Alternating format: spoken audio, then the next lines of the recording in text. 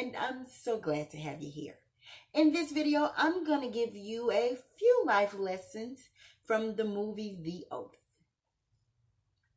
For those who've forgotten or just didn't see it, here's a quick synopsis. In The Oath, Chris, played by Ike Barinholtz, and his wife, portrayed by Tiffany Haddish, hosts Chris's politically divided family during Thanksgiving week. This tense holiday gathering may be ruined by the looming deadline for all American citizens to sign an oath pledging loyalty to the U.S. president. There's a lot to unpack, so let's get into it. Life lesson number 1. The holidays shouldn't mean torturing yourself with people that you hate to see coming but love to see go. For many people, myself included, the holidays mean good times with loved ones. But what about the family members you don't like? Let's be honest, we all have a cousin, a sister, a brother, or some other relative that we really don't care for. In The Oath, Chris's family members start showing up on Monday. They don't leave until Friday or Saturday. This is enough time to get tired of the people you actually like, or feel terrorized in your home by people you don't like. Throughout his family's stay, Chris is consistently asked to filter himself. In moments when he proves to be bad at doing so, those around him make it their business to police his speech. Several times throughout the week, Chris is told what he can't do or say in his house. So much effort is put into policing him, while everyone else's poor behavior goes unchecked. Everyone except Chris say and do whatever they want, as if hospitality means handing over control of your home. By Thanksgiving, Chris has no control over his house, and it's a far cry from his sanctuary, so much so that he ends up spending Thanksgiving night in his car. It's hard for your home to be your sanctuary when you have no control over it. Sometimes protecting your sanctuary means rejecting some would-be guests or dismissing toxic visitors. Hospitality and time with loved ones should not mean diminishing yourself for the comfort of others. I'm a strong believer in you teach people how to treat you and purposely distance yourself from those who refuse to learn. While it may be difficult to practice this policy with family, it is not impossible and sometimes necessary. It's definitely better than being miserable in the very place that should bring you peace. Life lesson number 2. Compliance does not always save you. Ultimately, the request for all American citizens to sign the oath is meant to separate those who would pledge blind allegiance to the president from those who won't.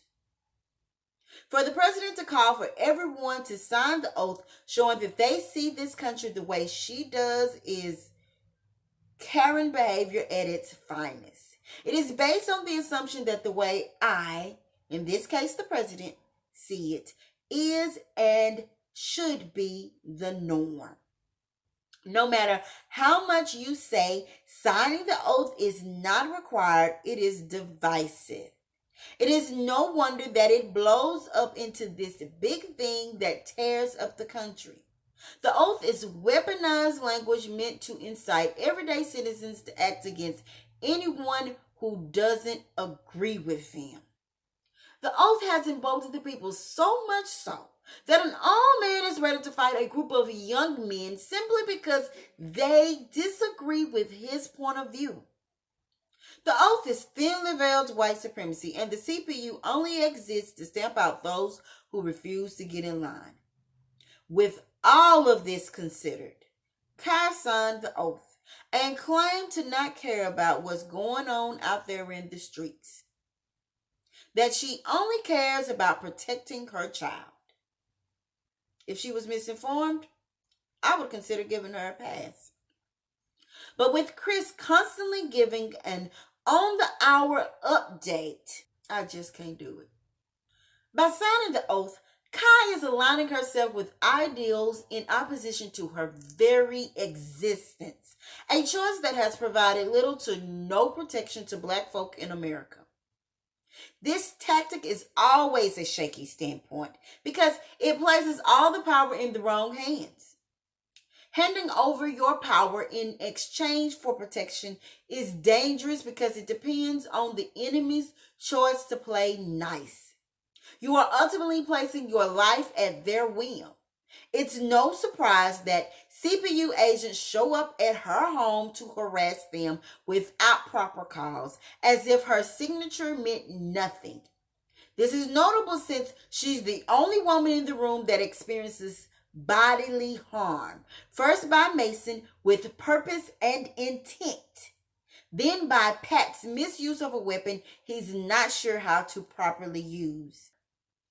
In the end, her compliance didn't save her. Life lesson number 3.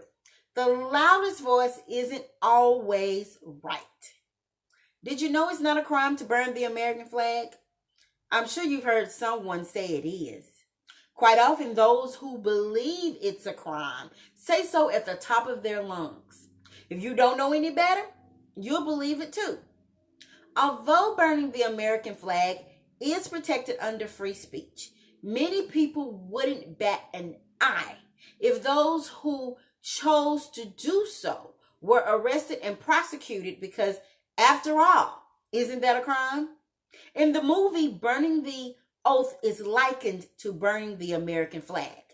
When Alverson, a civil rights activist, is arrested by CPU for burning the oath, of course Pat and Abby, who managed to be louder than Chris, agree with the arrest, even though Alverson didn't commit a crime. The mom doesn't know any better, so what happens to Alverson is okay with her as well. This is the problem with always believing and following the loudest person in the room. Sometimes they are loud because they are passionate, and sometimes they're just loud and wrong. You always have to check the source because misinformation can be passed along through a megaphone or your favorite social media site, for example, the same way it can be passed through a whisper. Now, I know somebody's wondering, did you like the movie? Was it good or not? On a scale of 1 to 5 stars, I give The Oath 3. While I appreciated the effort, it was slightly monotone. The movie's black and white approach to gray area issues was so unproductive that it took a common enemy to draw everyone from the ongoing fruitless argument. I found this part incredibly annoying because it was a cowardly way out. As pointless as the cyclical argument had become, inserting an unstable play cop caused the story to lose whatever little momentum it had struggled to build. It ultimately shifted the conversation to a whole other buzzword. More accurately, it freed everyone to not take responsibility for their part in the deconstruction or strengthening of white supremacy. Now it's your turn. Don't forget to share, subscribe, hit the bell, and or tell me your thoughts down in the comments. Did you like the movie? Did you learn anything? Or was it just a good time?